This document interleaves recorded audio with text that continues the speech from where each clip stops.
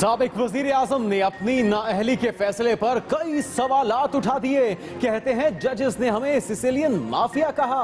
क्या Sicilian mafia GIT के सामने पेश होता है? एक जज ने प्रमोशन केस में कहा वजीर आजम के लिए अडियाला जेल में बहुत जगह है। लगता है मेरी नाअहली का फैसला हो चुका था, वजह तलाश की जा रही थी। करोड़ों लोग वोट दें और बेटे की कंपनी से तनख्वाह न लेने पर 5 जज नाअहल कर दें। क्या ये मुनासिब है? भागने वाला नहीं, कोई ऐसी अदालत है जो डिक्टेटर का हिसाब करे? प्राइम मिनिस्टर कह रहे जी मैं फैसला मानता ही नहीं हूँ, साजिश हो गई है। एक मुजरिम जिसको इस मुल्क के हाईएस्ट इदारे ने मुजरिम करार दिया और इसकी नैब में केसेस हैं अब और इसकी नैब में पेशी होने लगी है, वो यहाँ से जा रहा है लाहौर तक सरकारी खर्चे पे। डीसीज को कहा हुआ है कि लोगों को लेके आना है, इंतजाम करने हैं। इस गरीब कौम के टैक्स के पैसे से ये सारे इंतजाम होंगे।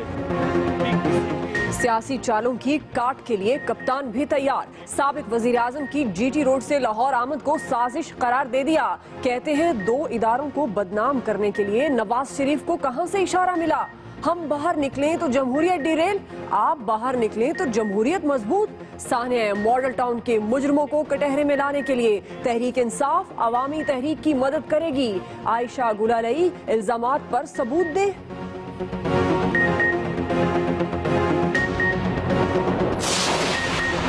वजीर आला पंजाब जीएचक्यू में आला अस्करी हुकाम से मिले। मुलाकात 40 मिनट तक जारी रही। शहबाज शरीफ ने बादअज़ा साबिक वजीर आजम से मिलकर ब्रीफ भी किया।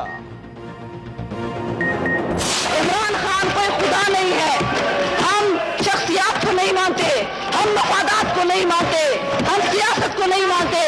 हमारे लिए सबसे अहम चीज, हमारी कौम के लिए अहम चीज अपना किरदार होना चाहिए। आयशा गुलालई की कौमी असेंबली में तहरीक इंसाफ के कैंपों पर लफ्जी शेयरिंग। अपनी साबिक पार्टी पर इंतकामी कार्रवाइयों का इल्जाम लगाया। कहती हैं इमरान खान खुदा नहीं, इज्जत और गैरत पर कोई समझौता नहीं। कमजोर खवातीन को पैगाम दिया है कि इस्तेहसाल पर खामोश न रहे। कौमी असेंबली की नशिस्त छोड़ने से इनकार। तकरीर के दौरान पीटीआई अरकान का शोर शराबा। डिप्टी स्पीकर ने कुरान पे हाथ रख के ये बताना पसंद फरमाएगी कि सीरीना होटल में आपकी किस किस के साथ मुलाकातें हुई थी? आपके ज़ेर इस्तेमाल वहां पे जो गाड़ी थी स्वात के अंदर, वो किसकी थी? इल्जामात की सियासत ने जोर पकड़ लिया। तहरीक इंसाफ के रहनुमा मुराद सईद के इमरान खान की साबिका अहलिया रेहाम खान पर लफ्जी हमले। कहते हैं क्या एक सियासी जमात के रहनुमा के घर रेहाम खान के लिए ज़ियाफतों का एहतमाम नहीं किया गया?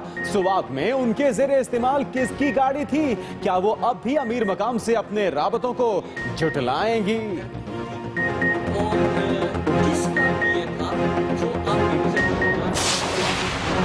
पहले इनकार, फिर इकरार और अब तकरार। रेहाम खान और मलिक नूरवान की मुलाकातें खुफिया न रही। तस्वीरों ने कहानी दिलचस्प बना दी। कुछ रोज कबल इसी किरदार ने पार्लियामेंट के बाहर शेख रशीद से उलझने की फिल्म चलाई। रेहाम ने जहां यू टर्न लिया वहीं लहजा भी सख्त। बोली फिल्म बनाने के लिए मुलाकात हुई, किससे मिलना है किससे नहीं कोई डिक्टेट नहीं कर सकता। बातें करते हैं, कागजों में मंसूबे बनाते हैं, हमारी बात नहीं सुनी गई और एक ऐसे शख्स को अदालती नाअहल करके अपने तौर पे घर में किया गया जो 1.5 करोड़ वोट लेके आया। खान साहब ट्रक में चढ़ना ही पड़ता इकट्ठे, बहुत दूर निकल गए हो, उस शाख को काट रहे हो जिस शाख पे बैठे हो। वजीर रेलवे की तनकीदी ट्रेन का रुख कप्तान की जानिब। कहते हैं जो खेल खेला गया इसमें इमरान खान ने मोहरे का किरदार अदा किया। वज़राए आज़म को तौहीन आमेज अंदाज में निकालने का सिलसिला बंद होना चाहिए। हर वो शख्स जो ताकतवर है और बाइख्तियार है उसको भी सादिक और अमीन की छलनी से गुजरना चाहिए। नवाज शरीफ की इस्लामाबाद से बजरिया जीटी रोड लाहौर आमद। इस्तकबाल की तैयारियां जोरों शोर से जारी। हैवी साउंड सिस्टम तैयार। मरी रोड पर इस्तकबाल के लिए बड़े बड़े बिल बोर्ड आवेजा। साबिक वजीर आजम जेहलम और गुजरांवाला में पड़ाव भी करेंगे।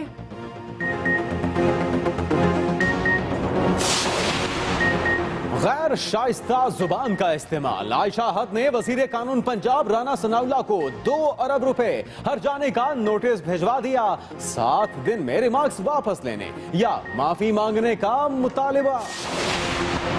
आइन और कानून की बालादस्ती को हर सूरत बरकरार रखा जाएगा। आर्मी चीफ का कोर कमांडर्स कॉन्फ्रेंस से खिताब। जनरल कमर जावेद बाजवा कहते हैं कौमी इदारों के साथ मिलकर दहशतगर्दों को शिकस्त देंगे। पाक फौज के सरबराह ने ऑपरेशन खैबर 4 में हासिल करदा कामयाबियों को सराहा।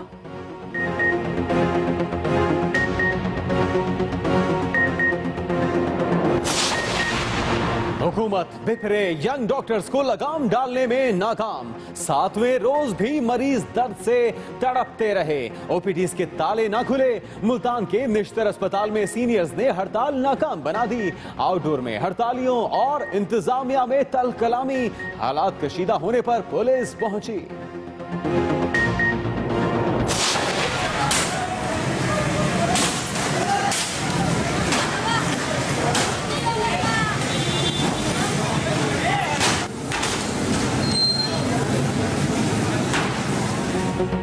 सिंध बिल्डिंग कंट्रोल अथॉरिटी को कराची में ऑपरेशन के दौरान सख्त मुजाहमत का सामना। एहलकार गुलशन इकबाल नंबर 1 में गैर कानूनी तामीरात गिराने पहुंचे तो मुश्तिल अफराद ने हमला कर दिया। गाड़ियों के शीशे तोड़ डाले। एक जख्मी अमले ने भागकर जाने बचाई।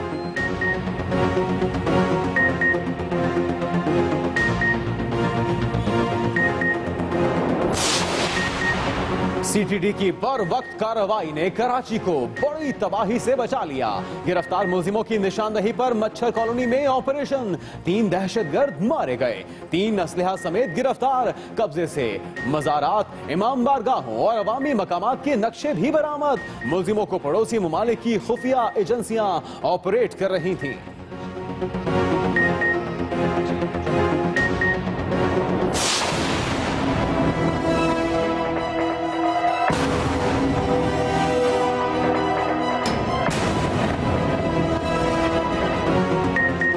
मानसून बारिशों से दरियाओं के तेवर बिगड़ने लगे।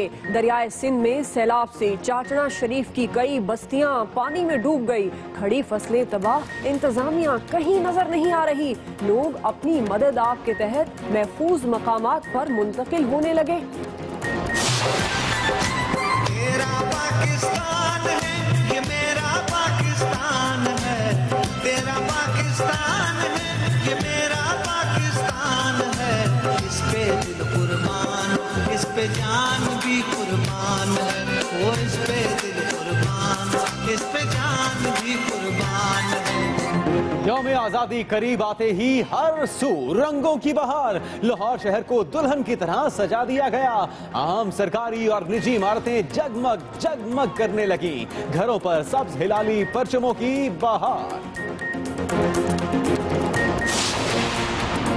तहरीक आजादी कश्मीर जोर पकड़ने लगी। काबिज फौज ने हर हरबा आजमा लिया। हक की आवाज न दबा सकी। पुलवामा में सर्च ऑपरेशन के नाम पर एक और नौजवान को शहीद कर दिया गया। जुल्म के खिलाफ लोग सड़कों पर निकल आए। पुलिस ने आंसू गैस की शेलिंग से मुजाहिरीन को मुंतशिर किया। अफगानिस्तान में एक और बड़ा हमला। दहशतगर्दों ने जिला सयाद में सिक्योरिटी चेक पोस्ट पर धावा बोला। गांव में घुसकर गोलियों की बारिश कर दी। आसपास के घर भी जला डाले। खवातीन और बच्चों समेत 50 अफराद हलाक। सदर अशरफ गनी ने जंगी जुर्म करार दे दिया। चांद का हुस्न गहना गया। पाकिस्तान समेत कई ममालिक में रवां साल दूसरा गिरहन। दौरानिया 5 घंटे 1 मिनट 12:18 पर चांद की खूबसूरती लौट आएगी।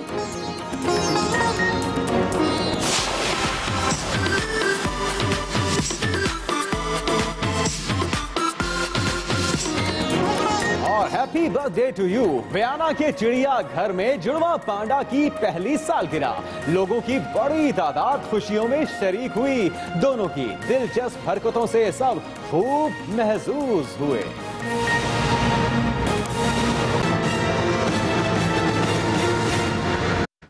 बुलेटिन का आगाज करेंगे अहम खबर से। नवाज शरीफ की पनामा फैसले पर कड़ी तनकीद। कहते हैं जजेस ने गॉडफादर और सिसिलियन माफिया कहा। क्या माफिया माफिया JIT के सामने पेश होता है। एक जज ने प्रमोशन केस में कहा वजीर आजम के लिए अडियाला जेल में बहुत जगह है। जजेस ने गॉडफादर और सिसिलियन माफिया कहा। क्या माफिया JIT के सामने पेश होता है?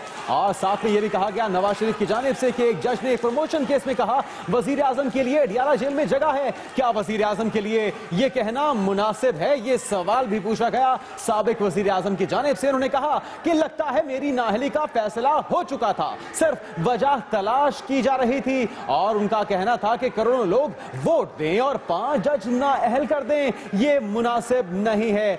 नवाज शरीफ का यह भी कहना था कि अवाम की हुक्मरानी और अवामी मैंडेट का एहतराम होना चाहिए। आपको अपडेट करें, उन्होंने ये भी कहा कि मुल्क में कोई ऐसी अदालत है जो परवेज मुशर्रफ जैसे आमिर का एहतसाब करे। ये भी सवाल पूछा गया नवाज शरीफ की जानिब से। और उन्होंने ये भी कहा कि जिन्होंने मुल्क को 2 लख्त किया उनका एहतसाब कौन करेगा। साबिक वजीर आजम नवाज शरीफ ने इस्लामाबाद के पंजाब हाउस में तीसरे रोज भी मोर्चा संभाले रखा। पीर के रोज सहाफियों को चाय की दावत पर बुलाया और पनामा केस के फैसले समेत सियासी मुखालफिन पर खूब गरजे बरसे। साबिक वजीर आजम का कहना था जजेस ने हमें गॉडफादर और सिसिलियन माफिया कहा। क्या सिसिलियन माफिया JIT के सामने पेश होता है? एक जज ने प्रमोशन केस में कहा वजीर आजम के लिए अडियाला जेल में बहुत जगह है। क्या वजीर आजम के लिए ये कहना मुनासिब है? फैसले से लगता है कि उनकी नाअहली का फैसला हो चुका था, बस वजह तलाश की जा रही थी। नवाज शरीफ ने कहा कि उन्हें करोड़ों लोग वोट दें और बेटे की कंपनी से तनख्वाह ना लेने पर 5 जज नाअहल कर दें, क्या ये मुनासिब है? उनके खिलाफ अदालती फैसले की कोई बुनियाद नहीं। ये तासुर नहीं देना चाहते हैं कि किसी इंक्वायरी से भाग रहे हैं। उन्हें JIT के सामने पेश ना होने के मशवरे दिए गए, मगर हमेशा कानून की पासदारी की। साबिक वजीर आजम ने सवाल उठाया कि क्या मुल्क में कोई ऐसी अदालत है जो परवेज मुशर्रफ जैसे डिक्टेटर का एहतसाब करे और सजा दे? क्या ऐसे जज मौजूद हैं जो मुल्क को 2 लख्त करने वालों का एहतसाब करें? परवेज मुशर्रफ ने नैब का कानून सियासतदानों के लिए बनाया। हम इस कानून को खत्म करना चाहते थे, मगर अफसोस के ऐसा ना कर सके। साबिक वजीर आजम ने कहा उनके मकासद अब जाती नहीं बल्कि मुल्क को कौम के लिए हैं। वो वजारत उस्मा से बालातर होकर मुल्क की खिदमत करना चाहते हैं। 70 साल में एक भी वजीर आजम की मुद्दत पूरी नहीं हो सकी। मीडिया, सिविल सोसाइटी और सियासतदानों को मिलकर न सिर्फ सवालों के जवाब तलाश करने हैं बल्कि मुल्क की सिमत का तयन भी करना है। साबिक वजीर आजम ने कहा इदारे एक दूसरे का एहतराम नहीं करेंगे तो मुल्क आगे नहीं बढ़ सकेगा। हमें अवामी मैंडेट का एहतराम करना होगा। पार्लियामेंट के अंदर और बाहर ग्रैंड डायलॉग होना चाहिए। नवाज शरीफ का कहना था कि कौमी खजाने में कोई खयानत नहीं की, उनके लिए ये कंट्रीब्यूशन ही काबिल फख्र है। अब रोजमर्रा के तमाशे को खत्म होना चाहिए। वो अदलिया पर दबाव नहीं डाल रहे। काफी अरसे से GT रोड नहीं देखा, वो सिर्फ इस रास्ते से घर जा रहे हैं। साबिक वजीर आजम ने बताया पनामा केस के फैसले पर नजरसानी दरख्वास्त दायर करने पर गौर कर रहे हैं। वो भागने वाले नहीं, हालात का सामना करेंगे। Sohail Chaudhry, express news, Islamabad. इमरान खान ने प्रेस कॉन्फ्रेंस में नवाज शरीफ पर चढ़ाई कर दी। कहते हैं कि नवाज शरीफ कह रहे हैं फैसला नहीं मानता, तो फिर जो लोग जेलों में हैं वो फैसले क्यों माने? इमरान खान ने कहा नून लीग सुप्रीम कोर्ट और फौज को बदनाम कर रही है। नवाज शरीफ कह रहे हैं फैसला नहीं मानता, तो फिर जेलों में मौजूद लोग फैसले क्यों माने? ये कहना था इमरान खान का। उन्होंने ये भी कहा कि नवाज शरीफ को इदारों को बदनाम करने का इशारा कहां से मिला है? किधर से आया इशारा? कौन इशारा आपको कर रहा है? नून लीग की सियासी चाल ने कप्तान को खबरदार कर दिया। इस्लामाबाद में मीडिया को बुलाया और पनामा केस के फैसले को लेकर साबिक वजीर आजम पर चढ़ाई कर दी। किधर से आया इशारा? कौन इशारा आपको कर रहा है? किसने आपको ये इशारा दिया है? क्या ये जिधर जो आपके खैर ख्वाह बाहर बैठे हुए हैं उनसे तो नहीं इशारा आया कि अपनी फौज को भी बदनाम करो? ये ताशकंद की जो बिल्ली लेके आप फिरेंगे कि मैं एक दिन बताऊंगा, बता दें लोगों को कौन साजिश कर रहा है। सिर्फ यही नहीं कि ये हमारी आइन तबाह कर रहे हैं, ये हमारी जमहूरियत तबाह कर रहा है, जमहूरियत को डीरेल कर रहा है। अगर वो मानता नहीं है सुप्रीम कोर्ट का फैसला, तो ये जो जेलों में भरे हुए लोग हैं ये क्यों माने? कप्तान ने इस हकदार को दोबारा वजीर खजाना बनाने पर एतराज कर डाला। क्या इसलिए पार्टी बनी हुई है कि फैमिली की करप्शन बचाई जाए? मैं अभी भी नून लीग को हिदायत करता हूं कि अपने आप को अलहदा करें इससे। नवाज शरीफ और शरीफ खानदान की करप्शन से अपने आप को अलहदा करें। सबसे अफसोसनाक बात है कि इसहाक डार को उसको फाइनेंस मिनिस्टर फिर बना दिया, जिसकी खुद स्टेटमेंट आ गई है और जिसका केस खुलना शुरू होने लगा है हुदैबा पेपर मिल का। नवाज शरीफ की रैली को लेकर इमरान खान ने जहां सरकारी वसाइल के इस्तेमाल का इल्जाम लगाया, वहीं नून लीग वालों को एक चैलेंज भी दे डाला। मुजरिम जाएगा हाथ हिलाते हुए सड़क के ऊपर, क्या हाँ जनाब बड़ा मैं कोई फतह करके आ रहा हूँ। अवाम अगर सड़कों पे लोग दिखा देंगे, इसका मतलब कि प्रेशर डालें नैब के ऊपर, सुप्रीम कोर्ट के ऊपर कि जनाब नवाज शरीफ को एक और एनआरओ मिल जाए, वो एनआरओ जो मुशर्रफ ने दिया था जब ये सऊदी अरेबिया गए थे। नवाज शरीफ नैब से डरे हुए हैं। इनको पता है कि इनके पास कोई सबूत नहीं है, इनकी करप्शन के बचने का कोई चांस नहीं है। मैं आपको इससे 10 गुना ज्यादा अवाम निकाल के दिखाऊंगा। मैं आपको चैलेंज करके पब्लिक ज्यादा निकाल के दिखाऊंगा। क्या इसका मतलब कि अगर मैं चोरी करूं, मुझे इजाजत है चोरी करने की पाकिस्तान में? इमरान खान ने अपनी तोपों का रुख मीर शकीलुर रहमान की जानिब भी किया और जियो के बाइकआउट की एक बार फिर अपील कर दी। मीर शकीलुर रहमान अपने मीडिया हाउस से जो रोल प्ले कर रहा है, मैं इसको पाकिस्तान के दुश्मन ही कर सकते हैं उस मुल्क से जो ये रोल प्ले कर रहा है। एक मुजरिम की पूरी मदद कर रहा है, पूरा प्रोपेगेंडा कर रहा है। मैं सारी कौम को कहता हूं कि इनको बॉयकॉट करो। कप्तान ने ताहिरुल कादरी के पाकिस्तान आमद को खुश आइंद करार दिया और कहा सानिया मॉडल टाउन के मुजरिमों को कटहरे में लाने के लिए तहरीक इंसाफ उनके साथ होगी। एक और अहम खबर, वजीर आला पंजाब शहबाज शरीफ की रावलपिंडी GHQ में अहम शख्सियात से मुलाकात हुई है। शहबाज शरीफ की आला अस्करी हुकाम से मुलाकात 40 मिनट तक जारी रही। जी हां, शहबाज शरीफ की रावलपिंडी GHQ में अहम शख्सियात से मुलाकात और शहबाज शरीफ की आला अस्करी हुकाम से मुलाकात 40 मिनट तक जारी रही। इस मुलाकात के बाद शहबाज शरीफ ने रावलपिंडी में ही मुलाकातों पर नवाज शरीफ को ब्रीफ भी किया। क्या गुफ्तगू होती रही, नवाज शरीफ को बताया गया और शहबाज शरीफ की रावलपिंडी GHQ में आज अहम शख्सियात से मुलाकात हुई। आगे बढ़ेंगे, एक और अहम खबर आपको देते हैं। आयशा गुलालई की कौमी असेंबली में तकरीर, कहती हैं पार्टी छोड़ने के बाद कत्ल और तेजाब फेंकने की धमकियां दी जा रही हैं। पीटीआई में रही तो अच्छे, छोड़ दे तो सोशल मीडिया ब्रिगेड हमला कर देता है। पीटीआई ने मेरे खानदान और बहन को भी नहीं बख्शा। आयशा गुलालई जो कौमी असेंबली में इजहार ख्याल कर रही थी, उन्होंने कहा कि पीटीआई में रहे तो अच्छे, छोड़ दे तो सोशल मीडिया ब्रिगेड हमला कर देता है। पीटीआई ने मेरे खानदान और बहन को भी नहीं बख्शा, बहन के अस्पताल पर भी हमला किया। आयशा गुलालई ने यह भी कहा कि इस कल्चर से आप भी नहीं बच सकेंगे, ये आप पर भी हमला करेंगे। हम किसी इमरान खान कोई खुदा नहीं है, हम शख्सियत को नहीं मानते। आयशा गुलालई ने कौमी असेंबली में तहरीक इंसाफ पर लफ्जी हमलों की बौछार कर दी। गुलालई ने तकरीर में भी तोपों का रुख इमरान खान की तरफ किए रखा। इज्जत और गैरत के मामले पर कोई कॉम्प्रोमाइज नहीं। आज मैंने उन कमजोर खवातीन को ये पैगाम दिया है कि अगर आपका इस्तेमाल होता है तो आप खामोश मत रहें। जो पीटीआई के वर्कर्स हैं और MLAs MPs हैं, मैं उनको वार्न कर रही हूँ कि पीटीआई का जो कल्चर है उनके लीडरान का, मैं आपको भी नहीं बख्शेंगे, आपके ऊपर भी एक दिन ये अटैक होगा। आयशा गुलालई ने सोशल मीडिया पर होने वाली तनकीद का भी जिक्र किया। आप जैसे ही पीटीआई से निकलते हैं, आपके ऊपर सोशल मीडिया ब्रिगेड अटैक कर देती है। ये आपके ऊपर कत्ल और आपके ऊपर तेजाब फेंकने की धमकियां दी जाती है। मेरी बहन जो पाकिस्तान की स्क्वैश चैंपियन है, उसको भी पीटीआई ने नहीं बख्शा और उसको भी इसको टारगेट किया गया। मेरे वालिद साहब जो कि एक रिटायर्ड प्रोफेसर है, जो कौम के बच्चों को पढ़ा दे रहे हैं, उसको भी नहीं बख्शा। आयशा गुलालई की तकरीर के दौरान पीटीआई अरकान शोर और पीटीआई की सीट छोड़ने का मुतालिबा करते रहे, जबकि लीगी अरकान आयशा गुलालई के हक में डेस्क बजाते रहे। लीगी खवातीन अरकान ने आयशा गुलालई के पास आकर तकरीर करने पर शाबाश दी।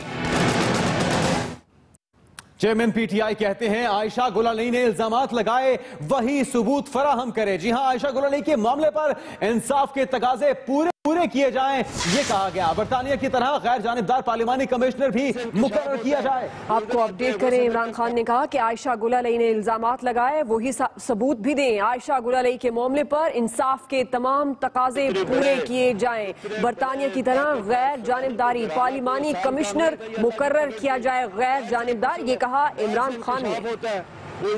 मैंने तो नहीं इल्जाम लगाया, जो इल्जाम लगाता है उनको अपनी सारी चीजें दिखानी पड़ती हैं, उनको देना पड़ता है। करवाएं भी आप और कमेटी पे भी आप बैठ जाएं और फैसला भी आप ही कर लें।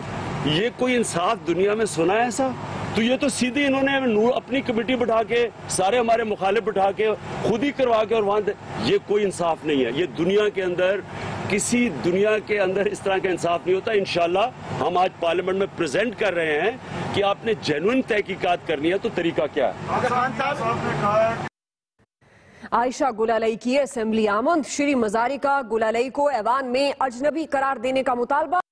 पीटीआई रहनुमा कहती हैं हमारी मेंबर ने पार्टी छोड़ने का ऐलान कर रखा है। जी हां, आयशा गुलालई की असेंबली आमद, श्री मजारिका उन्हें अजनबी करार देने का मुतालबा आज सामने आया। उन्होंने कहा कि पार्टी छोड़ने के ऐलान के बाद गुलालई को ऐवान में बैठने का इस्तेहकाक नहीं है। श्री मजारिका यह भी कहना था कि आयशा गुलालई की असेंबली आमद के मौके पर उन्हें अजनबी करार देने का मुतालबा भी कर डाला।